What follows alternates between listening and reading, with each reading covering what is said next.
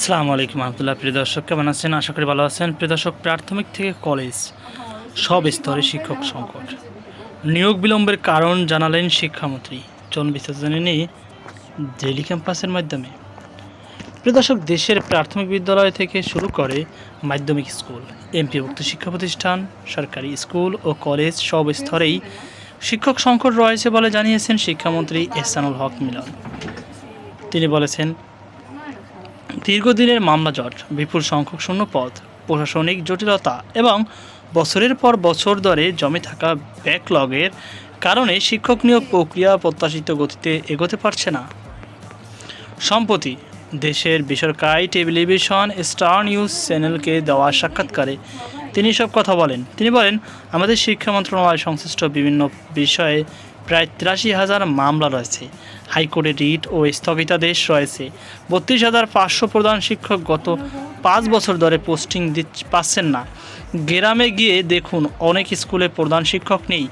দায়িত্ব গ্রহণের পর থেকে আমি ৩২,৫০০ শিক্ষকের প্রধান শিক্ষক হিসেবে পদায়ন বিষয়টি সমাধানের চেষ্টা করছি। আদালত যে রায় দেবে সরকার সেটি মেনে নেবে। তবে এখন পর্যন্ত এ বিষয়ে কোনো চূড়ান্ত ছাড়পত্র পাওয়া যায়নি। তিনি বলেন, ৩২,৫০০ প্রধান শিক্ষক পদায়ন হলে আবার ৩২,৫০০ শিক্ষক নিয়োগ দিতে হবে। এর মধ্যে আরও ১৪,০০০ শিক্ষক প্রস্তুত রয়েছে। সব মিলিয়ে প্রাথমিক শিক্ষা খাতে প্রায় ৭০,০০০ শিক্ষক প্রয়োজন।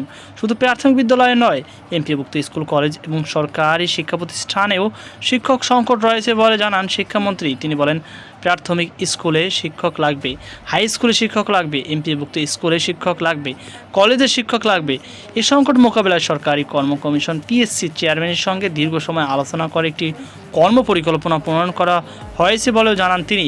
তবে দীর্ঘদিনের জট পুঁজিভূত সমস্যার কারণে নিয়োগ প্রক্রিয়ার বড় ধরনের ব্যাকলগ তৈরি হয়েছে বলে উল্লেখ করেন এই মন্ত্রী। এহসানুল হক মিলন বলেন, পিএসসির একটি নির্দিষ্ট কর্মক্ষমতা রয়েছে। ১৭ বছরের ব্যাকলগ তৈরি হয়েছে। এই জঞ্জাল এত বড় যে আমি চাইলে রাতের পর রাত, দিনের পর দিন এ নিয়ে কথা বলতে পারবো।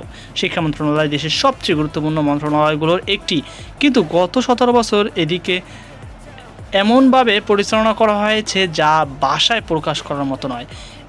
এ সময় শিক্ষামন্ত্রী বলেন, লাস্ট ইন্টারিম গভর্নমেন্ট ১৪,৫০০ নিয়োগ দিয়ে গেছে। আমি এসে দেখি ১৪,৫০০ একদম ওভারনাইট করেছেন। এটা নিয়ে আমি অনেক কমপ্লেন শুনেছি। সব অভিযোগ আমি তদন্ত করেছি। কোথায় অভিযোগ আছে, কোথায় অভিযোগ নেই, তারা ডিসিদের দ্বারা ভাইবা নিয়েছে। অনেক কিছু মিলিয়ে আমি সিদ্ধান্ত নিয়েছি, ঠিক আছে, এই ১৪,৫০০ জনকে আমরা নিয়ে নেব, কিন্তু তাদের ২ বছরের পরিবেশন থাকবে। তিনি বলেন, দুর্নীতির অভিযোগ থাকলেও অন্তর্বর্তীকালীন সরকার এই নিয়োগকে শতভাগ দুর্নীতিগ্রস্ত বলা যাচ্ছে না। ফ্যাসিস্ট সরকারের সময় যেটা ছিল সেখানে ১০০% বলা যেত, কিন্তু ইন্টারিম গভর্নমেন্টের ক্ষেত্রে ১০০% প্রমাণ করতে পারছেন না যে এটা ১০০% করাপশনে। কিছু গ্রে এরিয়া রয়েছে। মন্ত্রণালয় পরিচালনা করতে হলে সব কিছু বিবেচনা নিতে হয়। তো প্রিয় দর্শক, এই ছিল আমাদের সর্বশেষ আপডেট। সকল বার্তা আজকে পর্যন্ত। আল্লাহ হাফেজ।